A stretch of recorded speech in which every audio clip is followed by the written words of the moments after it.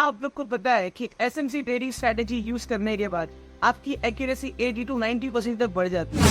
इसका मतलब कि आपके 10 ट्रेड में से 8 से 9 ट्रेड तक प्रॉफिट में जा सकते हैं। लेकिन ये कैसे होगा? एसएमसी की वजह से। ये सीखने के लिए लोग लाखों रुपया खर्चा कर देते हैं, लेकिन आज इस वीडियो में आपको ये पूरी ट्रेडिंग स्ट्रेटेजी फ्री में सिखाई जाएगी। तो प्लीज लास्ट तक वीडियो को देखना।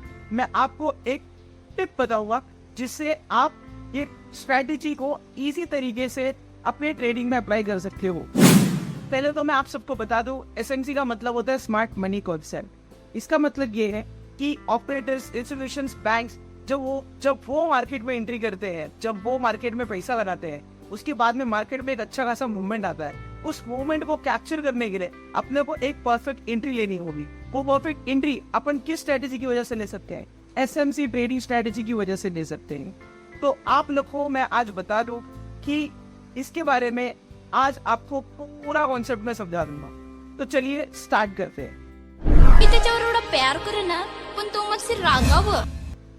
अगर आपको एसएमसी के बारे में पूरा जानना है तो आपको पहले इन 4 बातों को जानना होगा। ये 4 बातें बहुत जरूरी है एसएमसी के लिए। पहला क्या है? बीओएस मतलब ब्रेक ऑफ स्ट्रक्चर। दूसरा क्या है? CHOCH मतलब चेंज ऑफ कैरेक्टर। तीसरा ऑर्डर ब्लॉक्स। ऑर्डर ब्लॉक्स और ब्रेक ऑफ स्ट्रक्चर सिमिलर ही है, ज्यादा फर्क नहीं है इनमें। और एक होता है FVG मतलब फेयर वैल्यू गैप। और एक पांचवा भी होता है डिमांड जोन, उसके बारे में हम डिस्कस करेंगे। Break of structure. Break of structure के बारे में जानने से पहले आपको मार्केट के ट्रेंड समझने होंगे। बहुत लोगों को ट्रेंड के बारे में पता होगा, फिर भी मैं उन लोगों को बता दूं कि 3 टाइप के ट्रेंड होते हैं मार्केट में। पहला होता है अप ट्रेंड, दूसरा होता है डाउन ट्रेंड, तीसरा होता है साइडवेज। कभी भी मार्केट सीधा अप नहीं जाता, एक पैटर्न बनाते हुए जाता है। उस पैटर्न को हम समझ लेते हैं। ऐसा मार्केट कभी भी पहले ऊपर जाता है, फिर थोड़ा नीचे आता है, फिर ऊपर जाता है, फिर थोड़ा नीचे आएगा, फिर ऊपर जाएगा, फिर नीचे आएगा, फिर ऊपर जाएगा। तो इसको हम क्या बोलेंगे? लो। इसको क्या बोलेंगे? हाई। ये स्टार्टिंग का हो गया। फिर उसके बाद में मार्केट एक हायर लो बनाया, मतलब ये हाई से लो बनाया, लेकिन ये लो से थोड़ा ऊपर है। तो इससे हाई और इससे लो, तो ये क्या हो गया? Higher low. और अब इससे क्या बनाया? इधर हायर हाई, इधर क्या बनाया? Higher low. Same pattern. अब ये हायर हाई क्यों? क्योंकि इसके लेवल को तोड़ के जब ये ऊपर इधर पे आया तो इसने हायर हाई बनाया। तो ये हो गया हायर हाई, फिर हो गया हायर लो, फिर हो गया हायर हाई, फिर हो गया हायर लो। सो क्या बनेंगे? Up trend. मतलब मार्केट पूरा ट्रेंड बनाते हुए जाते हुए एक एक लेवल को ब्रेक करते हुए आगे की तरफ गया। इसको अप ट्रेंड बोलते हैं। लेकिन ये जो इधर पे ये लाइन है, ये लाइन को जब ये तोड़ा और यहाँ पे ये ऊपर की तरफ ब्रेक किया तो किसी को ब्रेक ऑफ स्ट्रक्चर बोलते हैं। ठीक है, आपको समझा कि ब्रेक ऑफ स्ट्रक्चर किसे बोलते हैं? कि जब एक हाई और लो, उसके बाद में जब मार्केट थोड़ा सा नीचे आके वापस ऊपर जाए और ये हाई को तोड़ दे, तो किसको बोलते हैं? Break of structure. अब ऐसे ही डाउन ट्रेंड में भी होता है। डाउन ट्रेंड में भी मार्केट एक हमेशा पैटर्न बनाते चलता है। जैसे ये ऐसा पैटर्न बनाते चलेगा। फिर ये पहले हो गया हाई, फिर ये हो गया लो, फिर ये हो गया लोअर हाई, फिर लो का हाई हो गया और हाई का लो हो गया, तो ये आ गया लोअर हाई, फिर हो गया ये लोअर लो, फिर हो गया लोअर हाई, फिर हो गया लोअर लो, फिर हो गया लोअर हाई। ये एक ट्रेंड बना के चला, तो इसको क्या बोलते हैं? Down trend. ठीक है, डाउन ट्रेंड बोले। डाउन ट्रेंड में जब मार्केट ये लेवल को तोड़ते हुए जाए, जैसे कि मार्केट आया, फिर यहाँ से थोड़ा ऊपर जाके वापस आके इसको ब्रेक किया, तो इसको बोलेंगे ब्रेक ऑफ स्ट्रक्चर। अब इसमें भी 3 बार मौके मिलते हैं पोजीशन बनाने के लिए। जैसे कि एक बार बताओ कि यहाँ पे ब्रेक किया और एक कैंडल यहाँ पे क्लोज किया, तो आपने यहाँ पे ट्रेड ले लिया नंबर 1। फिर एक बाद में मार्केट वापस आया और यहाँ पे एक ट्रेड लिया, यहाँ पे वापस आके इधर पे कैंडल क्लोज किया ट्रेड में, तो आपने इधर एक ट्रेड लिया सेकेंड नंबर, या फिर एक ये लेवल को तोड़ता है, तो यहाँ पे तीसरा ट्रेड लेने का मौका मिलता है। अब हर कोई अपने हिसाब से ट्रेड करता है, अपने हिसाब से स्ट्रेटेजी बनाता है। जैसे कोई रिस्क लेना पसंद करता है क्योंकि यहाँ पे स्टॉप लॉस बहुत छोटा लगता है, तो कोई क्या करता है? यहाँ पे ट्रेड लेना पसंद करता है। कोई यहाँ पर ट्रेड लेना पसंद करता है।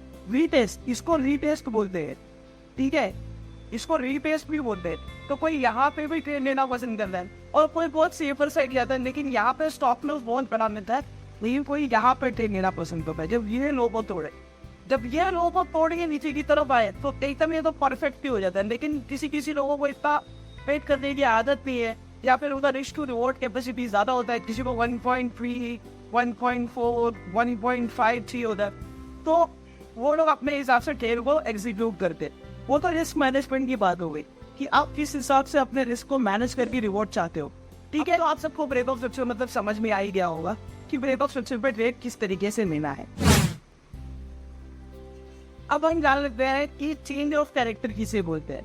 चेंज ऑफ कैरेक्टर का क्या इंपॉर्टेंट रोल है इस मार्केट एक लो से एक हाई बनाए और हाई बनाने के बाद वापस मार्केट रिवर्स आए, लेकिन ये रिटर्न देने तो वापस आके इस लो को तोड़ दे, तो ये क्या यार, इसने अपना ट्रेंड चेंज कर दिया।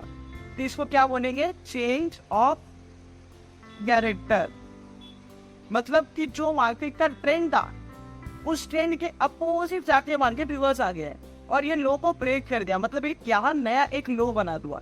मतलब क्या किया इसने, एक मार्केट एक ट्रेंड में था, पहले एक अप ट्रेंड में था, अब मार्केट जाके यहाँ से रिवर्स आके लो को ब्रेक करके नीचे चला जाना। मतलब अब ये ब्रेक ऑफ स्ट्रक्चर को होगा नहीं, क्यों, क्योंकि ये मार्केट ने पूरा ट्रेंड भी बदल दिया है। तो यहाँ पे हमें कुछ नहीं करना होता, यहाँ पे हमें सिर्फ आइडेंटिफाई करना है कि यहाँ पे हमें ट्रेड नहीं लेना है। से ही एक कंसेप्ट हो सकता है डाउन ट्रेंड के तरीके से। और समझ लेते कैसे। मार्केट एक आया, ट्रेंड बनाते हुए आया, अब मार्केट ने क्या किया, यहाँ पे लो था, यहाँ पे हाई था, फिर यहाँ पे लोअर हाई था, यहाँ पे लोअर लो था, सॉरी यहाँ पे हाई था, यहाँ पे लो था, यहाँ पे लोअर हाई था, लोअर लो था, लोअर हाई था।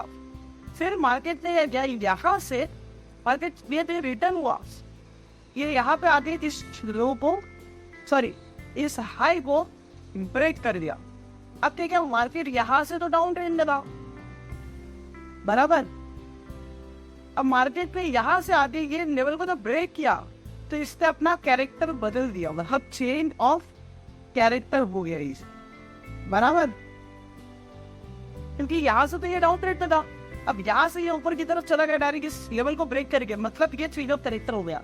मतलब इस ट्रेंड के अंदर कोई भी ट्रेड नहीं लेना है और इस ट्रेंड को चेंज होते हुए देख के आपको कंट्रोल करना है अपने माइंड पे और ट्रेड को एग्जीक्यूट ही नहीं करना है। कि अगर इसमें जब ट्रेड लेना ही नहीं है तो ये चेंज ऑफ कैरेक्टर का मतलब क्या होना है, फिर इसको करना क्या है। तो मैं आप सभी को बता दूं कि चेंज ऑफ कैरेक्टर का मतलब ये होता है कि आपको ये आइडेंटिफाई कराता है कि मार्केट में अब सडनली चेंज आ चुका है, मतलब एक ट्रेंड रिवर्सल हो चुका है। अब मार्केट डाउन ट्रेंड की तरफ से अप ट्रेंड की तरफ जाने लगा है, तो तब हम क्या कर सकते हैं, हमें वेट करना है, मार्केट को फिर एक पैटर्न बनाने देना है, मार्केट को फिर एक तरीके से वापस जब आएगा और फिर उस तरह से ब्रेक करेगा, तब वहां पे आपका ब्रेक ऑफ स्ट्रक्चर बनेगा। अब जब तक ये चीजें नहीं होती तब तक आपको मार्केट में वेट करना है, एक पैटर्न बनने देना है। वापस से तो वो पैटर्न नहीं बना लगता तो आप ट्रेड नहीं लेंगे। चेंज ऑफ पैटर्न का मतलब ये होता है कि मार्केट में अगर रिवर्सल आ जाए तो आपको उस टाइम पे ट्रेड नहीं लेना है। अब हम समझते हैं ये ऑर्डर ब्लॉक्स क्या होता है। ऑर्डर ब्लॉक्स मतलब जहाँ पे उस प्राइस रेंज के अंदर सब ऑर्डर्स लगे हुए रहते हैं। जैसे कि मैं बात करूँ, मार्केट यहाँ पे आया और यहाँ पे आने का मार्केट कंसोलिडेट करने लग गया, मतलब यहाँ पे मार्केट एक साइडवेज बना दिया, मतलब यहाँ पे सारे ऑर्डर्स लग रहे हैं, मतलब यहाँ पे सब ऑर्डर्स से रिटेलर्स हो गए, इंस्टीट्यूशंस हो गए, बैंक्स हो गए, ये सब लोग यहाँ पे ऑर्डर अभी बुक कर रहे हैं। तो उस प्राइस रेंज को हम ऑर्डर ब्लॉक कहेंगे, मतलब कि यहाँ पे सारे ऑर्डर्स लग रहे हैं, तो उसको हम बोलेंगे ऑर्डर ब्लॉक। जब ऑर्डर ब्लॉक बनता है तब हमें ध्यान देना होगा मार्केट एक अच्छा मूवमेंट देने वाला है। अगर मार्केट यहाँ से आया है और यहाँ पे ऑर्डर ब्लॉक बना के नीचे की तरफ आएगा तो मतलब क्या हो जाएगा, ब्रेक ऑफ स्ट्रक्चर। लेकिन मार्केट अगर यहीं से आकर ऊपर की तरफ चले जाए और इस लेवल को तोड़ दे तो यहाँ क्या हो जाएगा, चेंज ऑफ कैरेक्टर। अब हम समझते हैं कि FVG क्या होता है, मतलब फेयर वैल्यू गैप मतलब क्या होता है। तो फेयर वैल्यू गैप मतलब होता है कि फॉर एग्जांपल जैसे कि एक बड़े बड़े 3 कैंडल यहाँ पे मूवमेंट देंगे, मतलब अच्छा खासा मूवमेंट देंगे, कंटिन्यूअस अगर ये ग्रीन कैंडल बनाए, ठीक है, और इसके हाई को और इसके लो के बीच में जो जगह बचती है इसको फेयर वैल्यू गैप बोलते हैं, ठीक है। तो और जब मार्केट यहाँ से जाके वापस इस जगह पे आए और मार्केट शूट अप हो जाए तो इसी को डिमांड जोन भी कहते हैं। इसका मतलब यह है कि मार्केट एक तरह से मूवमेंट देके गया और बीच में जो प्राइस रेंज जिसको गैप कर दिया और ऊपर की तरफ गया, मतलब यहाँ पे एक इम्बैलेंस क्रिएट हो गया, मतलब एक फेयर वैल्यू गैप बन गया। और यहाँ पे मार्केट वापस से आएगा और यहाँ से मार्केट जब शूट अप करता है तो उसको बोलते हैं fair value gap. I hope so कि मैंने आपको सारी बातें समझा दी होंगी एसएमसी के बारे में, किस तरीके से ट्रेड लिया जाता है, कितने तरह के ट्रेड होते हैं, कहाँ में ट्रेड लेना है, कहाँ में ट्रेड नहीं लेना है। तो मैं आप सभी को बता देता हूँ एसएमसी में इतना ही होता है और ज्यादा इसको कॉम्प्लिकेटेड करके कुछ मतलब नहीं है। अगर आप इसी रूल्स को अच्छे से फॉलो करोगे और इसको अच्छे से समझ के फिर ट्रेड लोगे तो आप एक प्रॉफिटेबल ट्रेडर बन जाओगे। Thank you so much.